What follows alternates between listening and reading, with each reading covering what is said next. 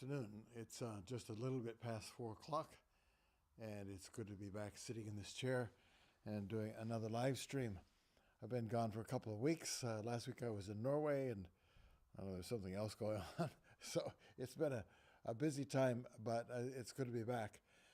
And if you're watching this live, then I'm sure you will readily agree we live in tumultuous times.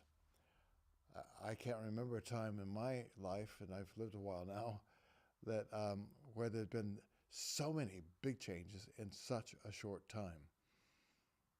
It's extraordinary. At the moment, and if you're watching this later as a recording, then things might have settled down, but I don't think so. I think the tumult will continue. At the moment, we're going through this up and down of the global finance markets. Gold has risen to be over twice what it was just a few months ago. It's now reached over $3,500 an ounce, all-time high. And gold is a pretty good barometer of how the world's economy is doing, because when there's a lot of uncertainty, then the big institutions, governments, and so on go for gold, and the price rises. We also have the uncertainty right now of the Russian-Ukrainian war, President Trump's statements on it, causing confusion. There's a significant amount of fear amongst the Ukrainians that this is just going to go on and on because the U.S. and NATO will not support them. It sounds like Trump is blaming the war on Zelensky, and that is very troubling for many of us. Then there's a whole uncertainty in the Middle East situation where Hamas perpetrated the terrors of just over a year ago, and now we don't know what's going to happen with Israel and the surrounding proxies of Iran, Hamas, the Houthis, Hezbollah. We don't know, and at the same time, I've never seen this before in my life. There are major demonstrations by the residents of Gaza against Hamas. That's really risky for people. But it demonstrates to the rest of us in the world that there is a substantial portion, who knows what the percentage is, of the people of Gaza who do not want Hamas to be their government. Of course, once Hamas was elected, then they eliminated all opposition ruthlessly. So anyway, turmoil, tumultuous developments all across the world, and it's a time where it would be easy for some of us, depending on our temperament a bit, to get anxious, because we all, to one extent or another, like a certain amount of predictability in our lives, and the affairs of the world seem to be so unpredictable. I really couldn't guess which way it's going to go with Ukraine and Russia. I just don't know. Can't guess which way it's going to go with Iran and the war they're fighting through their proxies against Israel. Just don't know. Don't know how the tariff deals that the Trump administration is working on now are going to affect the market in the coming days. You know, who's going to lose out? Been reading stories of people in very small businesses who had done the manufacturing of whatever they were selling in China or other countries, where tariffs have now come into effect, and now the price of their wholesale goods are double or treble what they used to be, and they may not be able to get supplies. This is a time of turmoil. Why? What do you think? You know, I want to say a couple of things that are kind of dangerous. So this is a good time for me to say that these are my thoughts and my thoughts alone. There's nothing official about YWAM. There would be YWAMers who will disagree with what I'm going to say, I'm sure. So these are me just thinking aloud of some possible momentum behind the scenes, movements in heavenly places that are behind a lot of this. I think, for example, I think of how, just go back 2 years, and the World Economic Forum meet in Switzerland every year. It was just so powerful and so influential, and many Christians were seeing this as a powerful globalization of the world economy, moving towards one world government, one world power in health policies, in everything, one world currency, and now it's a shadow of what it was 2 years ago. People just mocking it. All these powerful people who used to fly their private jets in and have these conferences over how to run the world, and it's irrelevant now. Globalism in the hands of powerful people sounded really dangerous. Nationalism in the hands of nationalistic, powerful people sounds really dangerous. What's new? What's new? The world has always been a dangerous place because it is a fallen sphere of influence, and the scripture is very clear. I know many people mock this, but I don't at all. We are not fighting or wrestling against flesh and blood, but against principalities and powers, and against spiritual wickedness and positions and names and titles in high places. We don't really know what the hierarchy of the forces of darkness looks like. We don't really know how they function. All we know is that there are just times in history when it's like the spirit of the world shifts, and things that could not be changed a short time ago are suddenly thrown into confusion and inevitable change. So the globalization of our economies is the big thing, which seemed to be a certainty. Now it's not at all. And we're trying to work out how to adjust to a world where national loyalties are now ascended in people's minds and hearts above global economies. It's such an interesting time. It does illustrate something really important, and depending on the time, I'll probably come back to it, that we just can't look to the political or military or coercive powers of this world for any kind of stability and peace. We have been through this remarkable time, basically ever since I've been alive, a little bit longer, where after the end of World War II and then the Korean War, right on the heels of it, we've had a long time of general order in the international relationships. And although war did break out from time to time, they were often limited wars in regions of the world that did not impact most of the rest of the world.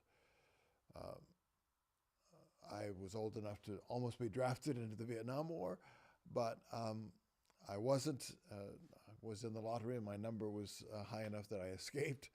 But that was a regional thing, and it impacted a lot of families. 50,000 U.S. soldiers killed in that war. But Ukraine and Russia have both lost many times that in this last couple of years, 3 years. So this is a whole different set of circumstances now, and we're not sure exactly how to navigate it. But we know we can't look to government to do that. We've been in a period where it did seem like negotiating and governments are meeting face to face and all provided us with a reasonably predictable, stable world, and that seems to be gone. What's happened? Well, I think I would look to the fact that there's been a whole lot of prayer going on in our Christian world in the last 2 decades. When I first came into Youth with a Mission, it was kind of on a wave of what we might call revival, the Jesus Revolution, young people coming to the Lordship of Jesus in very large numbers. And there have been a lot of prayer in the Pentecostal movement and charismatic movements prior to that. And then we had this tremendous growth period of people coming into YWAM and many other youth missions and getting out into the world, and that period of stability. But there's less visible prayer. There's less measurable prayer. And now in these last couple of decades, prayer movements have sprung up everywhere. And that's where, as a Bible-believing Christian, I'm sure you would think like me, that's where we encounter the principalities and powers. That's where nations can be moved and changed. And what I think has happened is I think that this period of turmoil was not an end game for the heavenly powers. It was not a goal or purpose. But in times of turmoil, people's hearts are often more vulnerable to the work of the Holy Spirit. And what I think has happened is that some globalized principalities and powers have been shaken, and they're no longer in control. Things are no longer as predictable. The battle is heated up. I'm not saying they're safer now by any means, but I am saying the number of people who are coming to faith is unprecedented.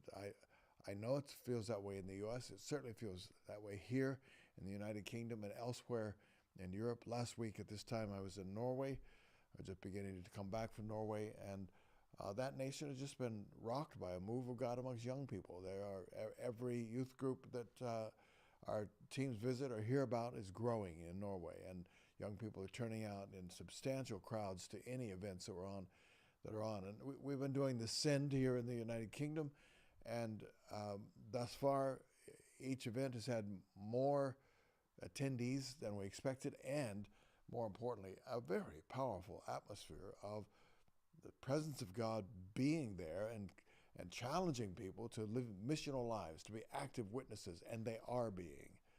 And the result of that is churches growing, youth groups growing, Christian unions growing, fusion groups growing all across this nation too. And I think that's just fantastic. On the weekend, it wasn't last weekend, it was a couple of days afterwards, I heard about a church in an east end of London, in an area that was always poor and working class, has now been kind of gentrified to some extent. But a more or less defunct church, a large capacity church, Anglican church, has experienced an incredible growth. I understood from a friend of a friend that there were 1,300 young people in the church last weekend in one meeting, and lines of people trying to get in and going well out the door and down the street. Amazing, amazing.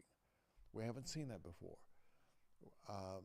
In just a few days, I think the International Bible Society, British and Foreign Bible Society, I think American Bible Society, various organizations, especially the Bible translation and Bible distribution groups, have got together and polled, I think it's 185,000 people face-to-face in over 150 nations, and finding out what's their attitude towards God and the Bible.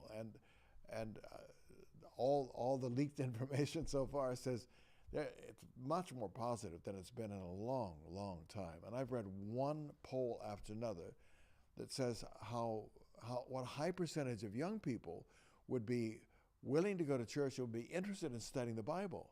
Extraordinary. But I think probably the thing that's impacted me the most, just my personal perspective on things, is kind of illustrated by this morning. Sometimes I'm always a very early riser, and I get quite a lot done before breakfast time. And sometimes one of the last things I do just before having breakfast is I'll go through and check some of the podcasts that I'm likely to find interesting and helpful. Just check the headlines out. So I had a look, and there was Joe Rogan. Joe Rogan has 190 million downloads a month.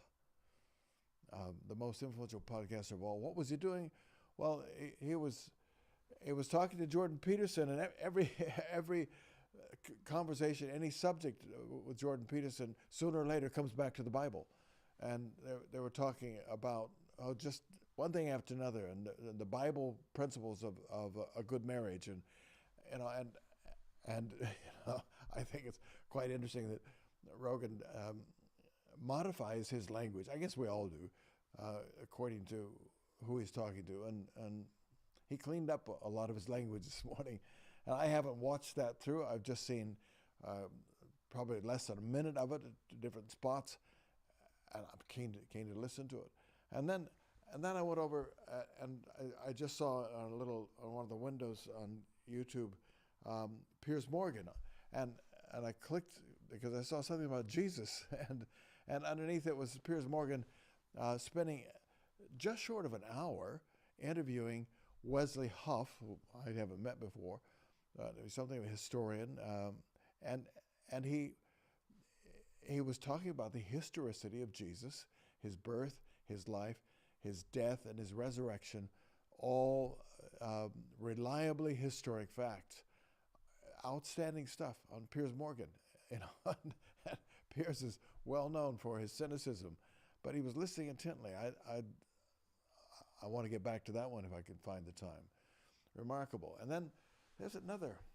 This one's a little bit hard to talk about right now because Russell Brand is now awaiting a trial against some sexual assault charges. But he is so open about Jesus, and he has been for a long time. And as he started getting more open about Jesus, I'm not saying there's a causation here, but the reality is they got more and more open about Jesus and more along the lines of conservative values, conservative civil values and social values.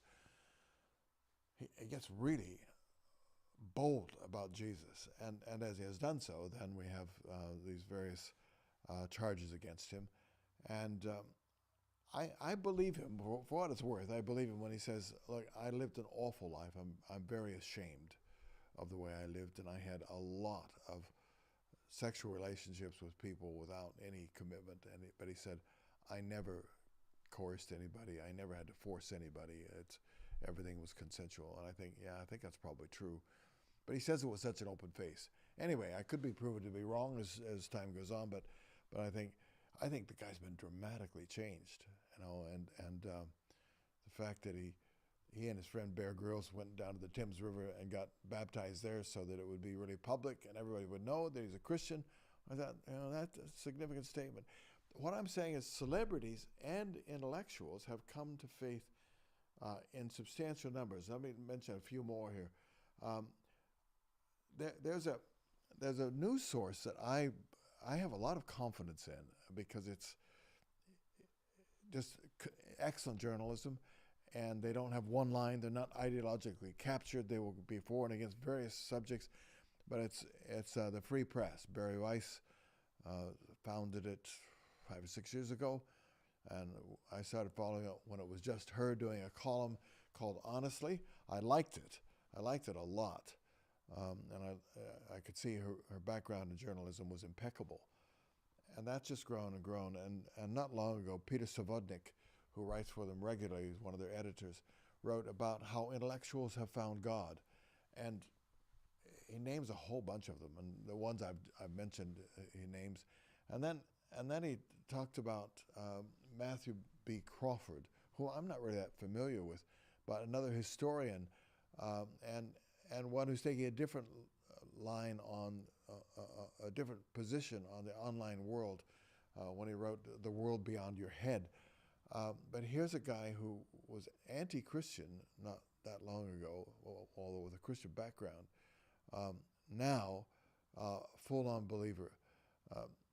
There's two that probably impacted me more than anybody is Ayaan Hirsi Ali and Neil Ferguson. Neil Ferguson, Harvard historian of economics. He's a remarkably capable and articulate speaker, and his analyses are always worth the time of reading them.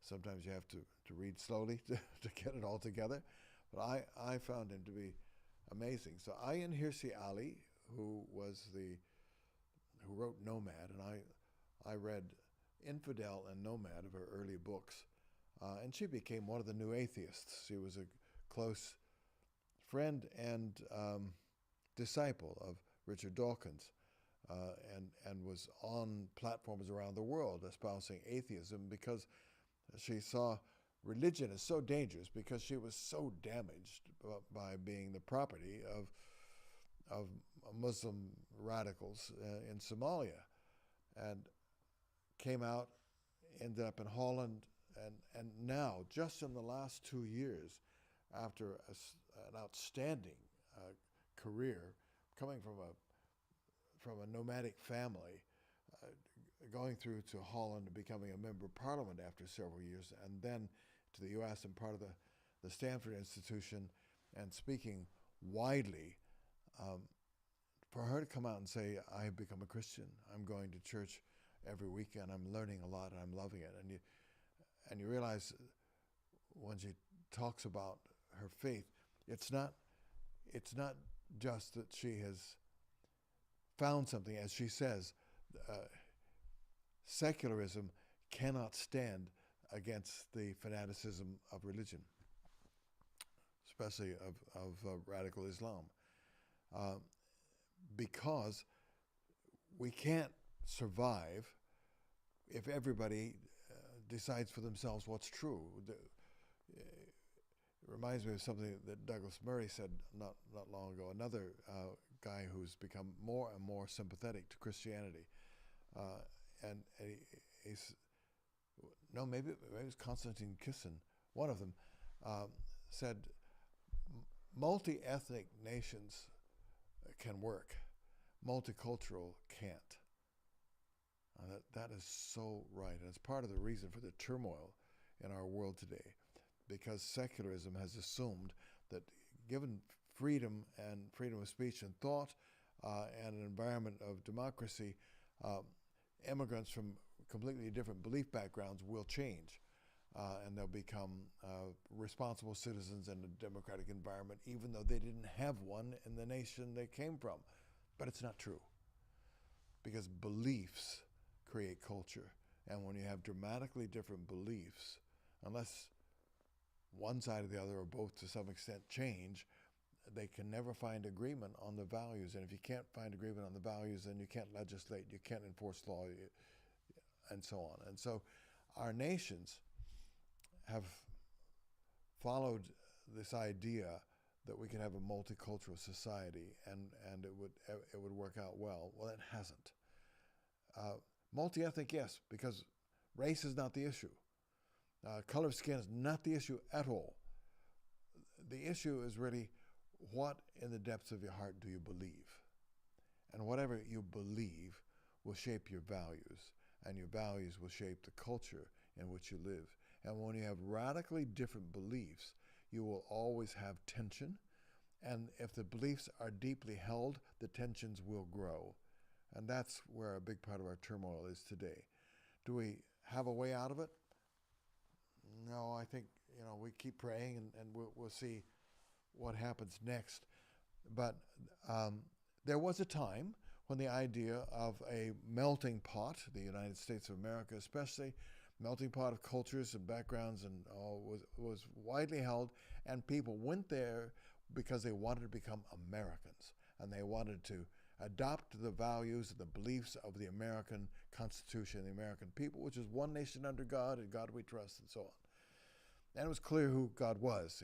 If you are unclear about what the founders of the U.S. believed, read Eric Metaxas's book, If You Can Keep It, because they, including Benjamin Franklin and Thomas Jefferson, though they were flawed, you read their prayers at the Constitutional Convention, and you realize these were men pleading with a God whom they believed intervened. They were not deists, and they were pleading for his help, for these very different opinions to come together in one common document, and they did. And it described the beliefs and it described the values, and that stood us in good stead for a long time and also helped change other nations. Although the fount of it was not first in the U.S., the preaching of George Whitefield was from here in England, was the main thing that led to the awakening, the religious awakening, Christian awakening in the U.S. that led to the Constitution, etc. That's getting into too much detail, but I really recommend those books that I've been mentioning. But I believe that with this rise of celebrities and intellectuals coming to faith, and I didn't go on to say that Ian Hirsi Ali and Neil Ferguson and their sons were baptized all on the same day back in, 2024, I think, so just last year. And they're just, I could go on to Paul Kingsnorth, I could go on to Tom Holland, the historian, one after another of people who are intellectual, they're thought leaders, and they're turning to Christian faith. What does it mean? I think it means polarization. I think it means that a lot of people become more and more clear. You know, I was listening to that little bit of Joe Rogan with Jordan Peterson. Peterson was talking about the biblical concept of marriage and the importance of it. And there will be those who go that way. And the numbers are growing. Yes, we could probably call this revival. But it's never going to be the majority. And I would say this, finish with this. When there's widespread common faith, it's very tempting to move to the place where outspoken Christians take political power into their hands. And I want to say very clearly, I don't think Trump has ever espoused a personal Christian faith, and I don't think maybe he will, but I doubt it. But certainly he doesn't conduct himself in the humility and the meekness that should characterize all Christians. So, we're not looking to Trump, we're not looking to MAGA, we're not looking to any of that. And I regret that so many Christians have seemingly, we only know what we read, and we know that what we read is often written by cynics who exaggerate. But it does seem that many Christians have attached almost messianic significance to Donald Trump, and that will lead to deep disappointment. We don't know which way this administration is going to go yet. All we know is it's radical. But we don't look to political momentum, political power, anything coercive at all. And politics is joined with military, and they are authorized to use force. And God just wants our hearts. He does not want us to turn to Him because of some coercion that He's put towards us. And even though many of us, myself included, turn to the Lord, at least partially, in fear of what our lives might look like if we don't. And so there's a certain amount of self-protection involved. Even though that's true, God always wants our hearts. And He does not want to hold us by coercive power. And He doesn't want to use government to spread the faith. It can't. So an era of tumultuous activity, an era of turmoil amongst the nations and within nations, an era of massive changes, and we may be only at the beginning. Globalization is definitely being shaken, may melt down altogether. What will happen with our supply chains for food and the essential materials of life, I don't know. I do know this. That's not where my trust is. That's not where your trust is. The Lord has seen us through so much, so many adversities, and although adversity is more common now, He's the same God and Father. And though we can't predict how His provision is going to be, though we can't predict how He'll see us through these things in the future, we do know we love not our lives even to the death. And when that's the case, we're in His hands, and there's nothing to fear. So tumultuous times, yeah. People turning to Jesus, yeah, I think it's only the beginning. I think we're going to see millions more people come to faith. Is that going to make life easier? I doubt it. But we will learn to trust God more. And the more we trust God, somehow the more joy we have, even when our circumstances are tough. Well, I hope these random thoughts help. I've enjoyed letting you letting me think aloud to you via this medium, and I pray God's blessing on you. Thanks for watching.